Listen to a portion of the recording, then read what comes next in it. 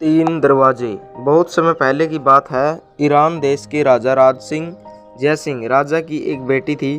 उस लड़की का नाम सुमन था। सुमन बहुत ही सुंदर, सुशील और बहुत ही शूरवीर लड़की थी। सुमन के इन सभी गुणों की चर्चा दूर दूर के घरों में होती थी। सुमन बड़ी हो गई तो राजा को उसके विवाह की चिंता सताने लगी थी। परंतु यूं तो हजारों युवक सुमन से विवाह करने के इच्छुक, उनमें से राजा को कोई भी पसंद नहीं आता था। अगर कोई लड़का जय सिंह को पसंद आ जाता तो वह सुमन को पसंद नहीं आता था। इसी कारण से सुमन का विवाह करना जय सिंह के लिए एक बहुत ही बड़ी चुनौती का विषय बन गया। वह दिन रात इसी उलझन में खोए रहते। एक दिन यशोधन के गुरु महल में पधारे। राजा ने उन्हें अपनी समस्या बताई। बस इतनी सी बात के लिए दुखी हो?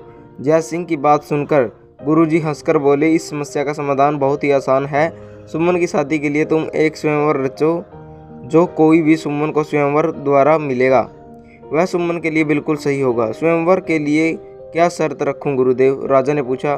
गुरुदेव कुछ समय सोचने के पश्चात बोले, सभी देशों में घोषणा करवा दो कि दक्षिण दिशा में एक बहुत बड़ा घना जंगल है। उस जंगल के बीच में से होते हुए जो रास्ता जाता है, रास्ते का अंत यह गुफा पर होता है। उस गुफा में अनमोल खजाना है। खजाने तक पहुंचने के लिए 3 दरवाजों से गुजरना पड़ता है। जो युवक उन 3 दरवाजों से गुजरकर वह अनमोल खजाना लाएगा, उसका विवाह राजकुमारी के साथ कर दिया जाएगा। गुरुदेव की बात राजा को बहुत ही अच्छी लगी और राजा ने तुरंत यह घोषणा सभी देशों में करवा दी। सभी देश के राजकुमार घोषणा सुनकर बहुत ही ज़्यादा खुश हो गए और राजकुमारी से विवाह करने के लिए उत्सुक नवयुवक खुशी से झूम उठे। वे उस अनमोल खजाने की खोज में अलग अलग चल पड़े, परंतु खजाने तक पहुंचने का रास्ता इतना आसान नहीं था। वह बहुत ही बड़ा भयानक जंगल था। जंगली जानवरों की भरमार थी। कदम कदम पर विषैले कीड़े मकोड़े रेंगते थे। जानवरों और कीड़ों से बचते हुए रास्ता ढूंढना बहुत कठिन था। जो युवक उस खजाने की खोज में निकले थे वे जंगल में पहुंचकर ही जंगली पशुओं से डरकर या घायल होकर लौट आए। कुछ आगे बंद भी गए थे तो जा न सके, क्योंकि जहां वह जंगल समाप्त होता था वहां तेजी से बहने वाली एक नदी थी।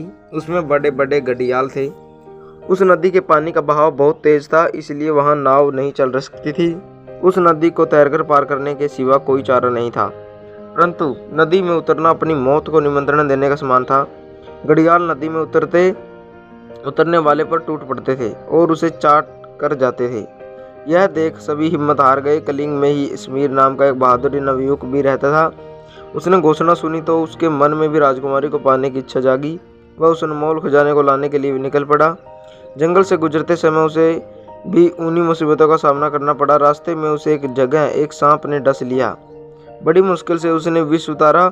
आगे एक शेर ने उस पर आक्रमण करके बुरी तरह घायल कर दिया। फिर भी मुसीबतों को झेलता वह किसी तरह नदी के किनारे पहुंच गया। नदी के किनारे पहुंचते ही उसे नदी में कई घड़ियाल तैरते नजर आए, परंतु उसने हिम्मत दिखाई। अपनी तलवार मजबूती से थाम वह नदी में कूद गया। नदी में कूदते ही उस पर कई घड़ियालों ने हमला कर दिया। समीर अपनी तलवार से उन्हें मारने भगाने लगा।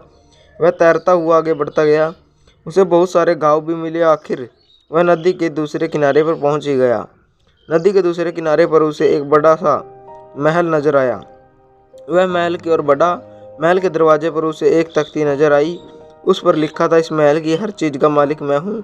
मेरी अनुमति के बिना कोई भी इस महल की किसी भी चीज़ को छूने या उठाने का प्रयत्न न करें। वह उस पर लिखे शब्दों को पढ़ता है और महल के अंदर जाता है तो वह महल के अंदर जाते ही उसकी आंखें अचरज से खुली रह गई। महल के चारों तरफ हीरे मोती और सोना चांदी के ढेर लगे थे। उनकी रक्षा करने वाला वहाँ कोई भी नहीं था। महल के बाहर एक नाव थी। कोई भी उन हीरे मोतियों को चुराकर उस नाव द्वारा आसानी से भाग सकता था, परंतु समीर ने इस बारे में सोचा भी नहीं। वह आगे बढ़ा। रास्ते में उसे एक बुढ़िया मिली। वह बुढ़िया सख्त घायल थी।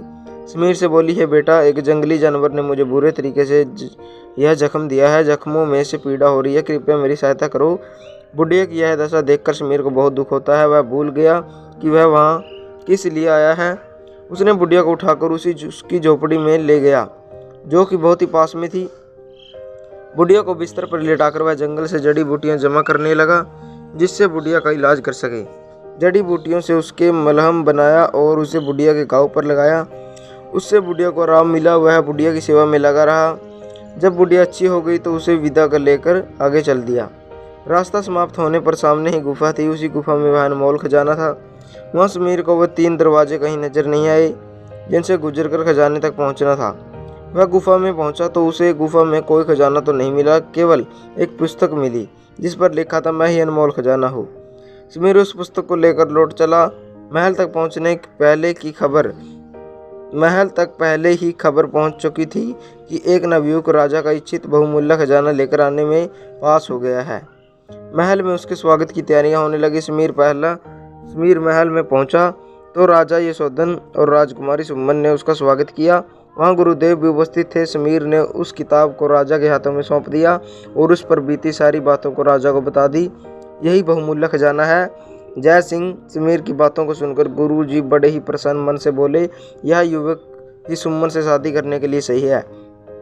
परंतु गुरुदेव जय सिंह राजा आश्चर्यजनक होकर बोले, इस युवक ने तो उन 3 दरवाजों से होकर गया ही नहीं जिसका आप सब ने चर्चा किया था, तो फिर कैसे यह पुस्तक बहुमूल्य खजाना हो सकता है। यह युवक उन 3 दरवाजों से गुजर चुका है राजन। यह पुस्तक ही अनमोल खजाना है। इसका नाम है जीवन। गुरुदेव ने कहा, मैं समझा नहीं गुरुदेव। यह युवक जिन 3 दरवाजों से गुजरकर इस अनमोल खजाना यानी जीवन तक पहुंचा, वे थे वीरता, ईमानदारी और दयालुता। सब गुरुदेव का मुंह देख रहे थे। गुरुदेव कहने लगे, भयानक जंगलों और घड़ियालों का मुकाबला करके यह युवक नदी के किनारे पहुंचा। ये काम उसने केवल अपनी वीरता के सहारे ही किया। फिर उसे एक महल मिला जिसमें हीरे जवाहरात और सोने चांदी के ढेर लगे थे। अगर यह चाहता तो उस जगह से बहुत सारे बहुमूल्य रत्न लाकर यह अपना आने वाला जीवन अच्छे से बना सकता था, परंतु इसने उन्हें छुआ भी नहीं क्योंकि वे किसी दूसरे के थे। यह इसकी ईमानदारी थी। आगे इसने एक बुढ़िया की सेवा की। यदि इसके स्थान पर कोई दूसरा होता तो बुढ़िया के पीछे अपना समय नहीं गुआता। यह इसके दयालु होने का उदाहरण है। अगर किसी व्यक्ति में यह 3 बहुमूल्य गुण हो तो वह पूरे संसार में क्या है जो नहीं कर सकता। इस कारण से यही व्यक्ति सुमन का पति परमेश्वर बनने के लायक है। अब सबकी समझ में गुरुदेव की बात आ गई। राजा रानी दोनों सुमन और समीर के विवाह की तैयारियों में लग गई। तो दोस्तों, कैसी लगी आपको ये कहानी कमेंट करके जरूर बताएं। अगर आप हमारे चैनल पर नए हैं तो चैनल को सब्सक्राइब करें, वीडियो को लाइक करें, शेयर करें। धन्यवाद।